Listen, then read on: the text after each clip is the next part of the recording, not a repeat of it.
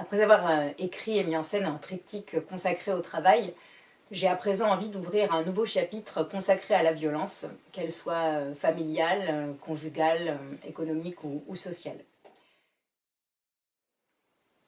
La lecture de l'essai de Natasha Chetcuti-Ozorowicz, Femmes en prison, violence de genre, m'a donné envie de m'intéresser aux femmes en détention.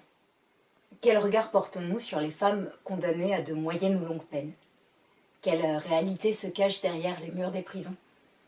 Au-delà de nos fantasmes et de nos préjugés, qui sont ces femmes qui y sont enfermées? Alors, il faut savoir que leurs parcours de vie sont chaotiques, émaillés de violence.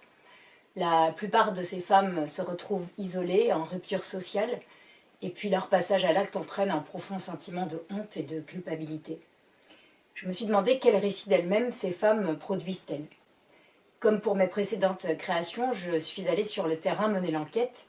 Je me suis entretenue avec des femmes sorties ou venant juste de sortir de détention, ainsi qu'avec un juge d'application des peines, un psychologue et puis des travailleurs sociaux.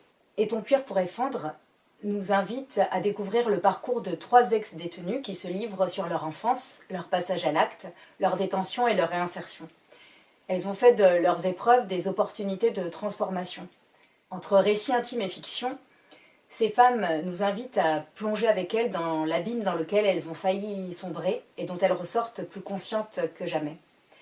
Il me semble que prendre la parole est un geste politique qui reste inaccessible à beaucoup de personnes, et je pense que c'est la tâche qui nous incombe à nous, artistes, de les faire entendre.